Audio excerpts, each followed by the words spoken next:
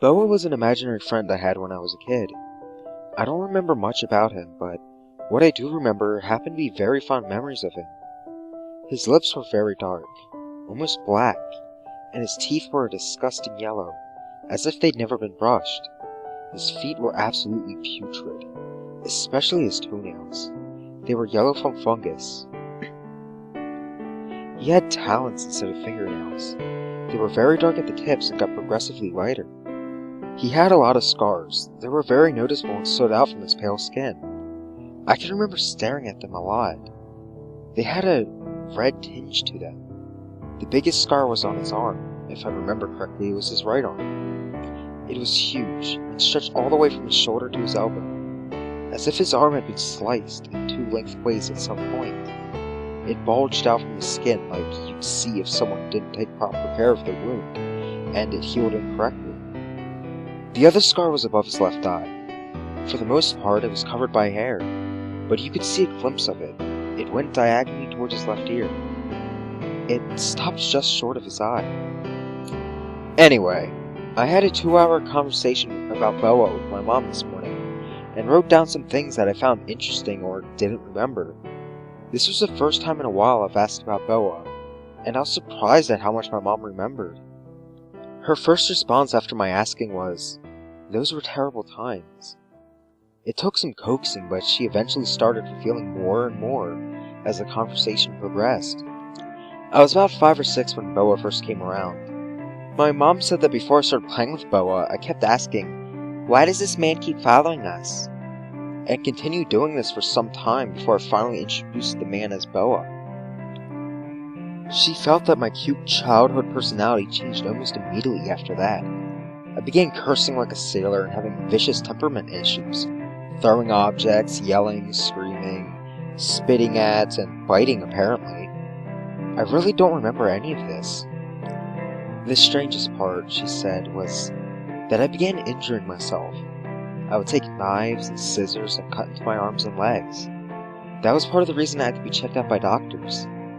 They explained it as attention-seeking behavior, and my parents were instructed not to give in to certain things, but only to reward my good behavior and ignore my bad behavior. Shortly after that was the couch being sliced to bits and gutted.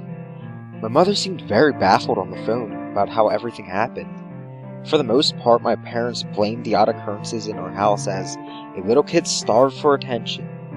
My dad is a very scientific man who is not religious at all, while my mom does indulge in the possibility that some things simply can't be explained. At one point she wanted to get me and the house blessed, truly believing that a single child couldn't do all the things that were happening. I vaguely remember them arguing a fair amount, but again, my memory isn't the best when it comes to my childhood. My mom said that they were very close to getting a divorce at that time. It was nearly more than they could handle. As far as Boa stories go, my mom had 3 very distinct memories that involved Boa. One time she came to check on me in my room, and she could hear me clearly talking to someone, and a muffled sound that always followed. She opened the door to see me mutilating my toys, and she, horrified, told me to stop and go downstairs. At that point, I turned my head towards her and demanded she shut the door. She told me no and to come downstairs. I screamed, "Shut the goddamn door!" Cue the front door slamming. She said that scared the piss out of her. The second Boa story was about the cat. My mom decided that she would start to embrace Boa and began to indulge me that he was there. She'd open doors for him, she'd pull up an extra seat for him. She even started setting a place at dinner table for my imaginary friend. She said I would always laugh and say very demeaning things when she did nice things for Boa. My mom remembers inviting Boa to join us for dinner one night, and I was shrugging, looking at the corner and asking Boa if he'd like to come eat with us. I suddenly stood in silence, as if listening to a response, cringed, asking, "Gross, do they even taste good?" I then looked at my mom and very nonchalantly said, "No, Mom, Boa only eats cats." It was her cat that she found outside, mauled to death. She said it looked like as if it had been sliced to bits with a knife and had been gutted. At that point, she thought that Boa was the devil or I was in the process of becoming a serial killer. My personal favorite, and the last my mom had of the 3 stories, was one day when my mom was driving me home from daycare. I had gotten kicked out for using my play scissors that cut a little girl's hair nearly completely off. Her parents ended up having to buzz her head, then biting the shit out of her. I got in the car and was all smiles and songs as my mom berated me up and down. She asked if I had something to say for myself, and I replied, "Yeah, I'd like some motherfucking ice cream." My mom, very pissed, said there was no way in hell I was getting ice cream. I then started talking to Boa and laughing hysterically before I began saying, "Poppity pop, pop, mom, poppity pop, pop."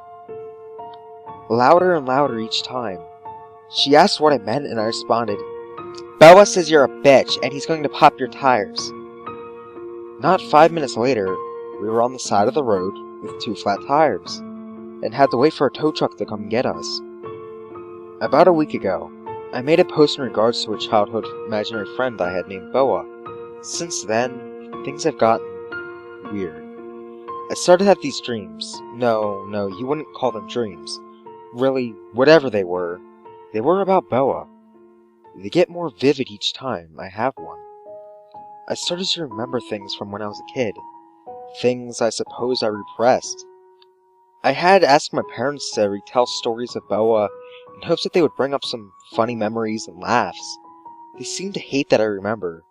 They've started to argue again, worse than I've seen in some time. I thought if I just stopped and tried to forget, it would all go away. But it's not. I'm starting to get that feeling that Boa wasn't an imaginary friend. I'm just not sure where to go from here. The following are 2 questions and answer responses. Figure out what made him leave. It may be a clue. Was it that you stopped talking to or about him?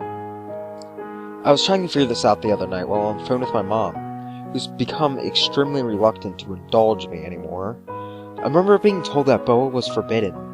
I know I kept talking to him in secret for some time after, but this just made Boa increasingly angry. Things in my house got really bad with arguments and yelling. I can remember having a really tearful talk with Boa, telling him he wasn't allowed back anymore. Boa wasn't pleased and made threats. I can remember the conversation and having this intense pain, like someone sucker punched me in the gut. After that, nothing. I have quite a few holes in my childhood memories. The ones that involve Boa seem to be the hardest to recall.